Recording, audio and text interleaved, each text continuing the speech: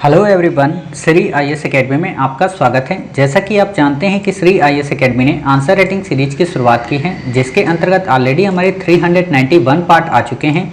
ये हमारा पार्ट 392 है। अपने इस पार्ट में हम देखेंगे कि आपके द्वारा हमारे टेलीग्राम चैनल पर किस प्रकार का प्रश्न लिखकर भेजा गया, उसे आपने किस तरीके से लिखा और वास्तव में उसमें आपको किन किन बिंदुओं को ऐड करने की आवश्यकता है। तो चलिए शुरू करते हैं। जैसा कि आप देख रहे हैं, ये प्रश्न आपके द्वारा हमारे टेलीग्राम चैनल पर भेजा गया है। तो सबसे पहले हम आपके इस प्रश्न को पढ़ेंगे, आपके उत्तर को देखेंगे और देखेंगे कि इसे आपने किस तरीके से लिखा है और इसमें किन किन बिंदुओं को ऐड करने की आवश्यकता है। आपका प्रश्न है कि गांधी जी की स्वदेशी स्वच्छता और सर्वोदय की अवधारणा वैश्विक महामारी कोविड-19 के प्रभाव को रोकने में किस प्रकार सहायक सिद्ध हो सकते हैं।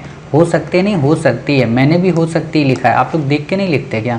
मूल्यांकन करें, मूल्यांकन ऐसे नहीं होता है, ऐसे होता है। मैंने जब लिख के इस स्लाइड दी है फिर भी मिस्टेक हो रही है। वाह। आपने उत्तर लिखा है वैश्विक महामारी कोविड-19 के कारण पूरी दुनिया के सामने जीवन और आजीविका का संकट पैदा हो गया है। इस कठिनाई और निराशा के काल में हर युग में प्रासंगिक गांधी जी के विचार आशा की एक किरण के रूप में हैं, जिनसे न केवल महामारी के नकारात्मक प्रभावों को कम किया जा सकता है बल्कि इसके प्रसार को भी सीमित किया जा सकता है।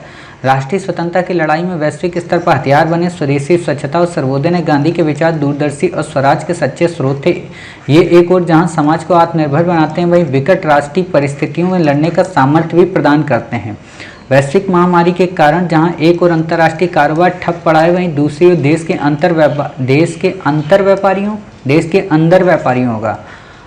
अंदर व्यापारियों, कामगारों और दैनिक मजदूरी करने वाले श्रमिकों के साथ रोजी रोटी का संकट आ खड़ा हुआ है। ऐसे में ये स्वदेशी का विचार न केवल देश की आर्थिक ज़रूरतों को पूरा करेगा बल्कि देश के आर्थिक विकास और रोजगार सृजन में भी सहायक होगा। इसी को ध्यान में रखते हुए सरकार द्वारा आत्मनिर्भर भारत की महत्वाकांक्षी संकल्पना प्रस्तुत की गई है। इसी प्रकार स्वच्छता का विचार बीमारियों ऐसे नहीं लिखना होता है, बीमारियों ऐसे लिखना होता है।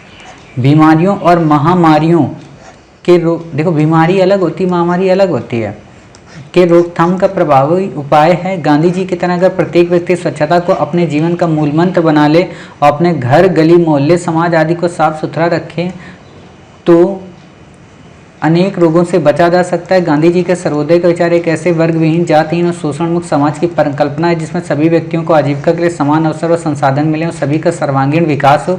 गांधी जी का यह विचार समाज में असमानता की कमी, इको फ्रेंडली आधारों पर आर्थिक विकास को प्रोत्साहित करता है। गांधी जी के विचारों को नीति निर्माण और व्यवहार में अपनाकर आत्मनिर्भर भारत को बल देना, आधारभूत संरचना का विकास, संसाधनों का समान वितरण और वंचित तबकों का संरक्षण और संवर्धन समय की मांग है। देखिए, आपने उत्तर लिखा है लेकिन बात यही है ना कि एक पक्ष लिख दिया है उत्तर को। आपसे प्रश्न क्या पूछा है? आपसे प्रश्न पूछा है स्वदेशी स्वच्छता और सर्वोदय की अवधारणा का मूल्यांकन करें, यानी कि ये आज कितने प्रासंगिक हैं, इनकी एक सीमा बताएं, इनकी एक लिमिटेशन बताएं। वो आपने कहीं नहीं बताई है, ठीक है ना। तो ये चीज़ आपको बताना है। और दूसरा काम क्या करना है कि ये जो इतना आपने शुरू में लिख दिया ना पैरा, ये आपका जो फर्स्ट पैरा है ये वाला, इसको आपको काटना है, इसको नहीं बताना है। यहाँ पे ऐसे थोड़ा ना लिख रहे हो जो इतनी बड़ी भूमिका आपको बतानी है ना, आपको ये वाला पैरा बताना है, ठीक है। डायरेक्ट आपको यहाँ से शुरू करना है, बस एक और दो शब्द प्रासंगिकता के ऊपर से ले लेने हैं, ठीक है। और यहाँ से आप बताएंगे कि इनका क्या इम्पैक्ट है। और जब आप इसको बता देंगे यहाँ तक, फिर आप इसका एनालिसिस करें, किंतु गहराई से देखें तो आत्मनिर्भर भारत किस हिसाब से प्रासंगिक है। कोविड-19 की सेकेंड वेव ने कैसे आत्मनिर्भर भारत के कॉन्सेप्ट को ब्रेक डाउन किया है, ठीक है। किस तरीके से आज हम सर्वोदय की भावना या आज हम स्वदेशी की भावना को पूरी तरह से अपना सकते हैं। परिप्रेक्ष्य देखिए, जब गांधी जी ने उस समय किया था आंदोलन, तब उस समय स्वदेशी इसलिए नहीं किया था कि उनको विदेशियों से नफरत थी। स्वदेशी इसलिए किया था क्योंकि अंग्रेजों के ऊपर एक प्रेशर बनाया जा सके, ठीक है ना। और आज स्वदेशी का मतलब लोग ये समझ लेते हैं कि बाबा रामदेव सब कुछ अपने घर का, ऐसा नहीं है। स्वदेशी का मतलब ये होता है कि जिन चीज़ों में हम संभवतः अपने आप को मजबूत कर सकें उतने को करें, लेकिन विदेशियों को भी अपनाएं।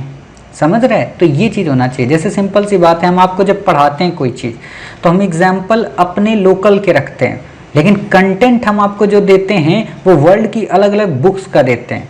तो इसका मतलब ये तो नहीं हुआ कि हमारा मौलिक चिंतन है ठीक है ना। मौलिक तब वो हो जाता है आपके लिए जब हम आप ही की लाइफ से रिलेटेड एग्जाम्पल ले लेते हैं, समझ रहे। तो आपको ऐसे बताना है। और एक बात बताइए, हमने इसका आपको ऑडियो दिया था, हमने इसकी वीडियो दी थी, सॉरी पीडीएफ दी थी, हमने इसका कंटेंट भी दिया था और बता भी दिया था कि आपको शुरू में इसको डिटेल में नहीं बताना है। मुझे याद है आज भी वो जो ऑडियो क्लिप है उसमें मैंने नोट करके बताया था कि आपको बहुत ज़्यादा डिटेल में नहीं बताना है, क्योंकि इस पर लाखों किताबें लिखी जा चुकी हैं। लेकिन फिर भी आप लोगों ने वही काम किया। मतलब इन आदतों को सुधारिए, जितनी जल्दी सुधारेंगे आंसर उतनी जल्दी लिखना सीख जाएंगे, नहीं सुधारेंगे आंसर उतनी जल्दी नहीं आएगा। और एक बात मैं बता दूं, मैंने अगर आपका कह दिया कि आंसर गलत लिखा है तो यकीन मानना फिर यूपीएससी के अलावा और उसको कोई चेक नहीं कर सकता है, क्योंकि मैं फार्मूले वही रखता हूँ। मैं आप लोगों की तारीफ के पुलिंदे बांधूं ये नहीं है। मेरा उद्देश्य आपको बेहतर बनाना और बेहतर से और बेहतर बनाना।